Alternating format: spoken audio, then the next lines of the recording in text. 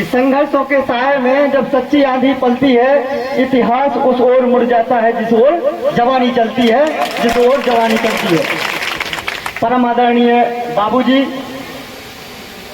ज्येष्ठ सेठ राघवन दादाजी, वकील साहब जी, आदरणीय कछियावाड़ वकील साहब जी, जिलाध्यक्ष जी मनोहर साहब जी, युवाओं के ऊर्जा प्रेरणा स्रोत श्री दुष्यंत सिंह लोधी जी, परम सिंह जी, भैया मणिराम जी, महिला मोर्चा से अध्यक्ष श्रीमती शिवकली जी, प्रीति जी, बहन सरपंच समर्रा प्रियंका राजपूत जी, हमारे जो लगातार सोशल मीडिया पर एक्टिव और जमीन पर कार्य करते हैं ऐसे भाई धर्म सिंह जी, जितेंद्र सिंह जी, वीर सिंह, नीरज, कमलेश और नरेश, यहाँ समस्त युवा जो साथी हैं, अखिलेश, पत्रकार भाई कमल राजपूत जी, ये कहीं ना कहीं हमें सैकड़ों किलोमीटर दूर आने पर मजबूर करती हैं। इनकी जो प्रेम, जो आत्माएं हैं, यहाँ आने पर मजबूर करती हैं।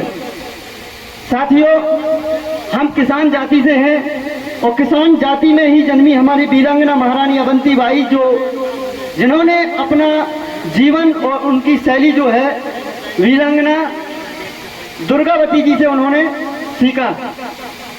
लेकिन बात करेंगे इस मीटिंग की और माहौल की। एक बीज होता है जो सीड, और सीड कोई भी बीज हो, सोयाबीन की फसल का बीज हो या गेहूं का हो, हम जब उसे खेत में डालते हैं तो वो ऊपर उठने की बजाय पहले वो जमीन में अपनी जमीन में जड़ बनाता है ना।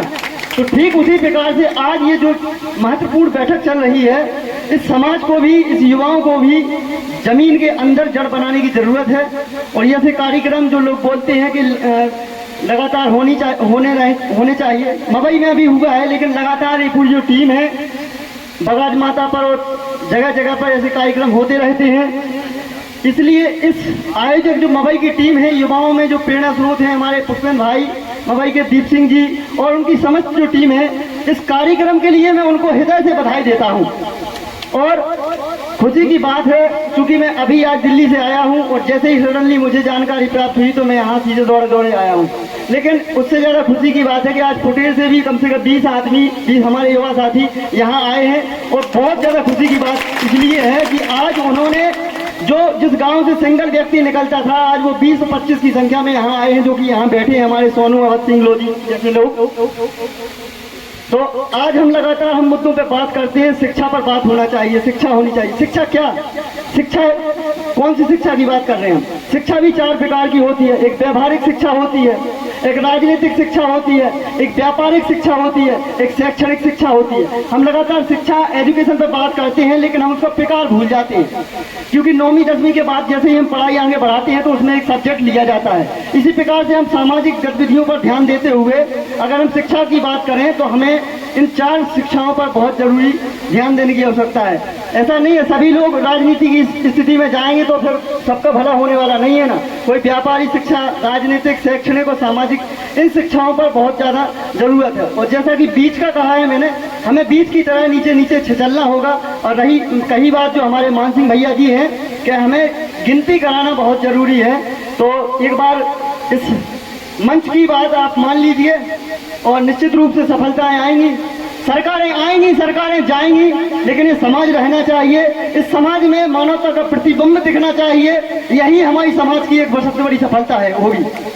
साथियों, लगातार इन युवाओं में अपने निजी स्वार्थों की चिंता न करते हुए, अपने सब तन मन धन गंवाते हुए संघर्षों की राह पर चल रहे समस्त युवा, चूंकि नाम नहीं लेना चाहिए, यहाँ पे सभी क्रांतिकारी साथी हैं, काफी समय लगेगा, कम समय है, तो बस इतना ही है कि इतनी खुशी है मुझे हुई है कि इतना अच्छा कार्यक्रम हुआ। एक बात और अंत में कहेंगे, राजनीतिक मूवमेंट पे हम बात नहीं करेंगे। हमारे सीनियर लोग जो डिसीजन लेंगे उसके लिए हम तन मन धन से कार्य करने के लिए तैयार हैं। बात यह है कि आज से बुंदेलखंड एक बहुत अच्छी चीज, तो मतलब विख्यात चीजों में गिना जाता है। बुंदेलखंड में वीरांगना रानी अवंती बाई के अलावा हमारे जो है स्वामी ब्रह्मानंद जी जन्मे, जो संसद में पहुंचे, जिन्होंने अपनी जो अर्जित संपत्ति थी वो जनता और सरकार के नाम दान की। जहां पर आज राठ में ऐसे विद्यालय मंदिर की तस्वीर है कि आप यदि एक बार जाएंगे तो वास्तव में वहाँ का गुणगान करते हुए नहीं थकेंगे। इसलिए दिसंबर के माह में उस मेला में जरूर पहुँचे, उस विद्यालय में पहुँचे, उसके बाद भी आपको एजुकेशन का मतलब समझ में आएगा। दूसरी चीज है कि बस आप लोग सहयोग बनाए रखें, यही सबके लिए महत्वपूर्ण है कि संघर्षों के साए में जीवन चलता रहता है, संघर्षों के साए में जीवन चलता रहता है, जो रुका कभी ना झुका कभी इतिहास वही बनाता है। साथियों, ये स्लोगन तो बहुत सारे हैं, स्लोगन 2, 4, 5 मिनट के लिए ऊर्जा प्रदान करते हैं, लेकिन हमें कुछ ऐसे स्लोगन अपने दिमाग और दिल में बैठाने होंगे जिससे लगातार हमें गति प्रदान हो, समाज में जन चेतना आए। और सभी को नमस्कार प्रणाम। हमारी बहनें बैठी हुई हैं, एक बार इनके लिए जोरदार तालियां बजाइए, एक बार सभी अपने लिए तालियां बजाइए, लगातार तालियां। और ये सम्मानीय जो मंच है, मैं इसका कृतज्ञ ऋणी हूं जो लगातार इतना हर बार मुझे मौका देते हैं और इतना सम्मान युवाओं से मिलता है। मैं जीवन में शायद इससे ज्यादा सम्मान नहीं पा सकता हूं। समाज की यही प्रतिबिंब है, यही मानवता हमेशा दिखाई दे। ना कि लोधी समाज के अलावा जितनी भी समाजों का आपसे भला हो सके भला करने की कोशिश करें, और निश्चित रूप से वो समाजें भी आपका भला करेंगी। रही बात समाज को आगे बढ़ाने की, तो निश्चित रूप से आप आगे बढ़ाएं और आपके समकक्ष या आपके निचले स्तर पर जो काम करने वाली समाजें हैं उनका आप हाथ से हाथ पकड़ के उन्हें भी उठाएं। सामने एक जो चट्टान दिखाई दे रही है, ये चट्टान उस सफलता का उदाहरण है कि एक के ऊपर एक चट्टान खड़ी है, एक टावर की दिशा में एक आकृति खड़ी हो गई है। और इसी स्थिति में जो आप कृष्ण जन्माष्टमी के अवसर आते हैं, जगह जगह मटकी फोड़ प्रतियोगिताएं होती हैं, बड़े से बड़े लक्ष्य को एक के एक ऊपर जब साथी उस पर जाते हैं तो उसको सफलता में अर्जित करते हैं। तो जो बोलते हैं कि इस प्रकार से हम लोगों को इकट्ठा होना है। वक्ता बहुत है, समय कम है, सभी को नमस्कार। यदि मेरे शब्दों में जी मवई की टीमों ने जो किया उसके लिए मैं पहले भी बधाई दे चुका हूं। यहाँ पर आए हुए जगह जगह से लोग, मैं उनको दिल से धन्यवाद करता हूं, बड़ों को प्रणाम करता हूं और छोटों को स्नेह, और जो हमारे बराबरी के हैं उनको हृदय से धन्यवाद, दिल से प्रेम। सभी का धन्यवाद। आयोजक मंच टीम आदरणीय, नमस्कार प्रणाम।